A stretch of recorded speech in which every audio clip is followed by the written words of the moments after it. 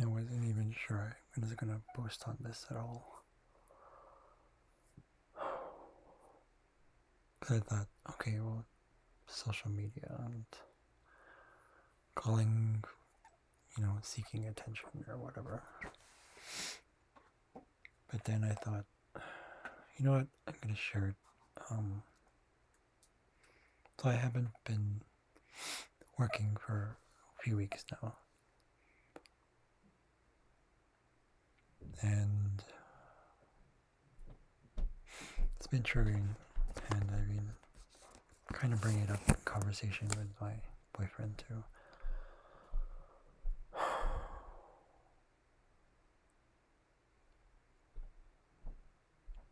And then I saw these posts that I was feeling the need to look at them. Usually I just go like, okay, it's another post, it's another ad or whatever. But there's this one guy who was talking about how his own, you could say, grief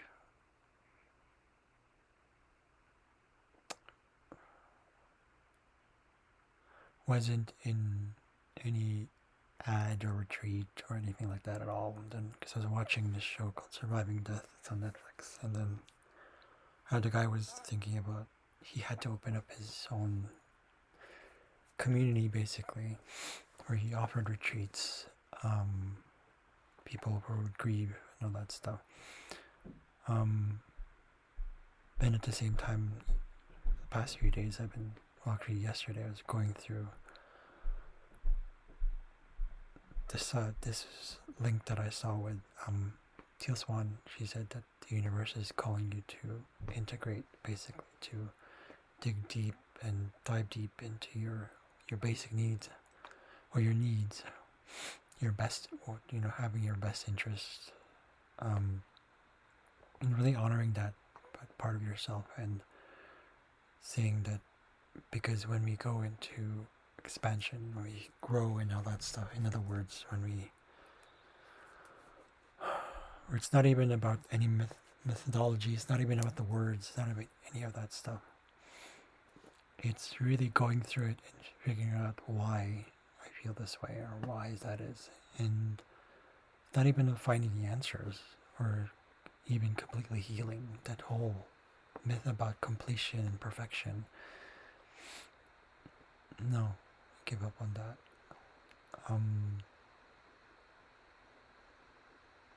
And then I saw that guy in the post about his career and all that stuff, that he had leukemia and all that stuff. I forgot what his name, Steve something, I forgot what it was. It wasn't in those profound moments, it was in the silence, it was in the simplicity of, being with family. And then I saw this other post about someone, it's from their 60 seconds something, I forgot. She's a professional hugger.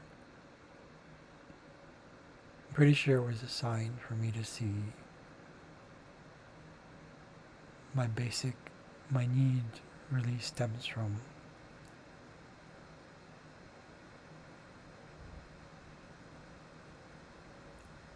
safety and security in every way possible, meaning not only can I be myself as, someone who's queer and unquestioned and just validated just for being me, not given. I'm not talking about praise, I'm talking about just how it is. That sort of unspoken empathy. And just because it's just, I feel very super deeply, very emotional, very sensitive, extremely sensitive actually. Just don't really show it.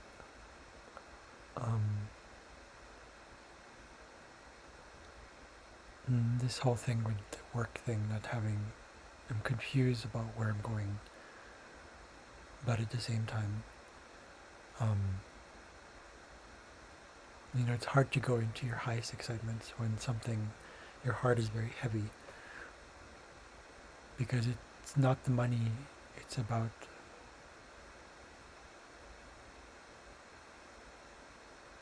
I finally found someone or at least I found someone who makes an effort to really be there. And although I'm usually quiet and all that stuff and be present and all that stuff as best as I can, I found someone again, and I'm not trying to play the victim here. It's just when it comes to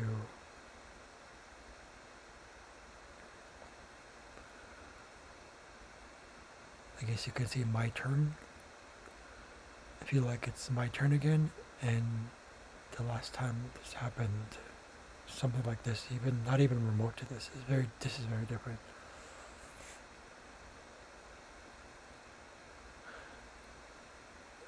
One of my needs is to feel secure also in this relationship. And then I saw the post about the cuddling, and then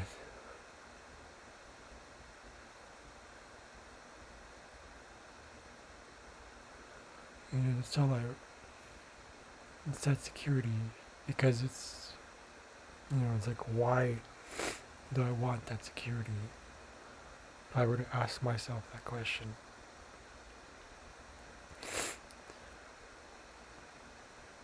why would I want that security? Why do I want that security? Because I never really had it. Meaning, emotional security. It's the most important one. Relationship security. I could be living in the streets. I've always imagined this in many ways, where I was just like, I don't care if I were living in the streets as long as I'm with family.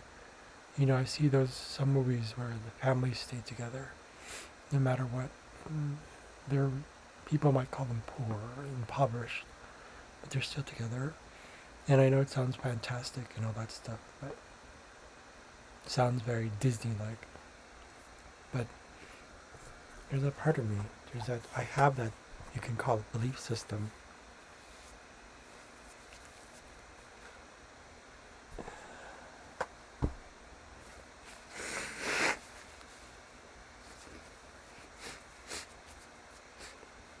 I think that's what's led me to become very independent and wanting my own way. That's why most of the time it was very split. I chose jobs where it just paid. That's it. It wasn't really fulfilling. But then of course it got better. I chose jobs which were still better. Lower paid, but still much better. I had more freedom. So that ties into that. Freedom in a way that feels, that's one of my needs. It's feeling safe and being myself, meaning that freedom. I've heard asked that question, why would I want that? Because I never really had it. My family thinks that giving me space is actually the freedom they expect it to be. I'm like, that's not what I mean. Freedom to be myself, but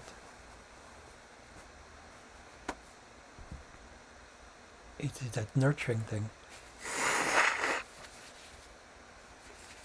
It's a different kind of nurture. I don't want smothering nurture. I need someone to just be there unconditionally. And I find someone who's like that.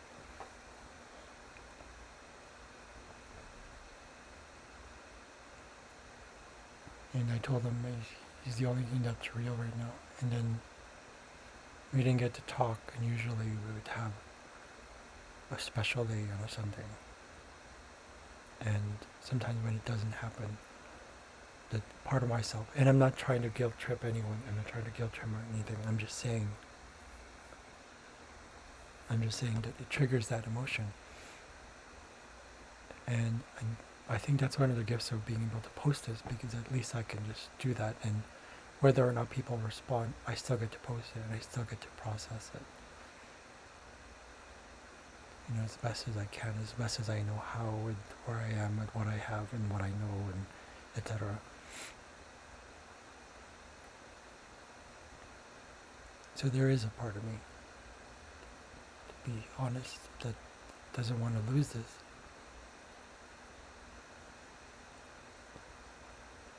haven't had this in a long time, and I've never had one like this at the same time.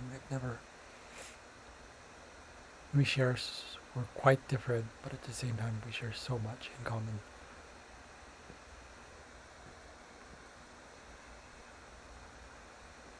I'm not saying I'm going to lose him. I'm not saying that. I'm just, there's these emotions that come up again, and I have to process them, not only for my own sanity, but also for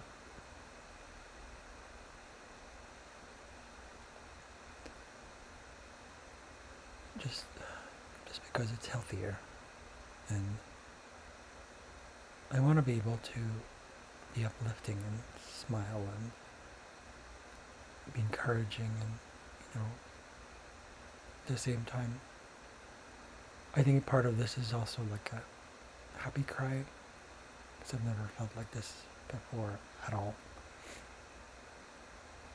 So there's a split, there's a kind of two sides to it.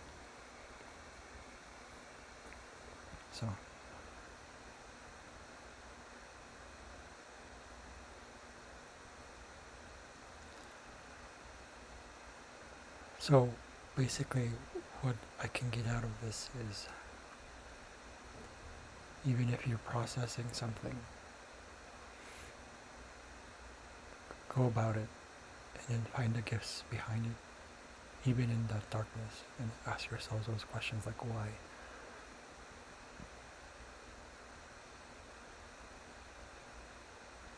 Go through the shadow stuff, like people being mirrors to you and triggering something in you, whatever the emotions is, especially if it's from the heart.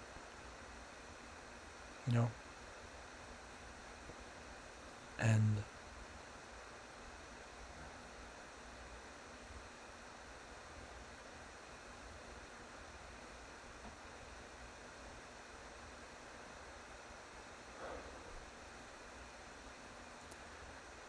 just process it the way you can. It's not an advice. I'm just saying that's what I would do. Whatever tools you need to use, as Bashar puts it, permission slips. So that's it. That's unconditional. Not fixed, not solved. Just allowed and processed.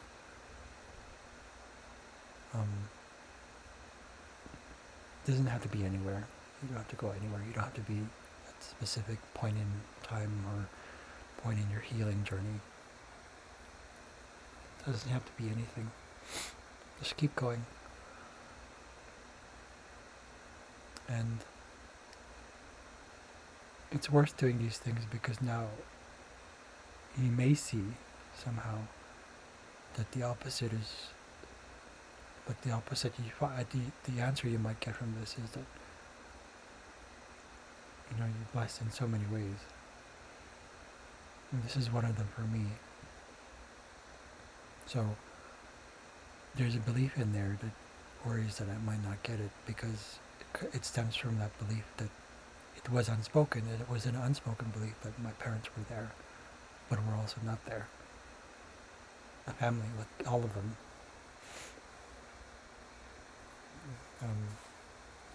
But if they can be cold, I can be cold as well, meaning the gift is I can focus on myself and focus on what actually I need. As Bashar puts it, it's not about what we want, it's about what we need, it's what we're given. At the same time, my dad used to say all this time, he said, God doesn't give you what you can't handle. Sometimes I forget that myself.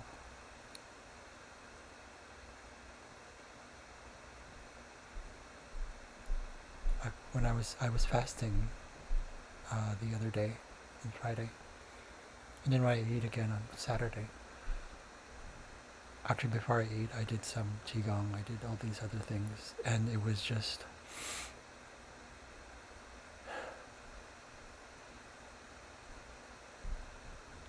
it brought me to a state of real, more genuine than before, and I'd forgotten about it. But this time it was just like, holy shit. Like, I was just like, I felt so grateful just for breathing. That I have a roof over my head, food, I can have, you know. So even though my parents weren't there before, you know, they're in a different way. And that's where I'm starting to realize that it's like, I just have to change my perception all the time. Meaning, I also have to be reminded to do that. Because it's a good thing. The loss brings us gifts we already have.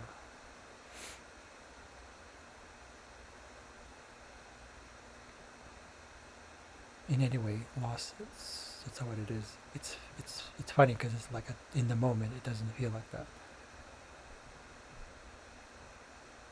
But if we allow it, we'll find it. We'll find something. It's always there. So, I wanted to share that.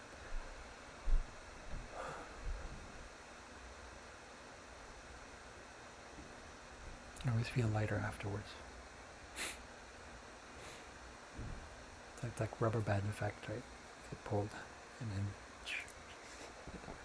it's like Bashar, but his analogy.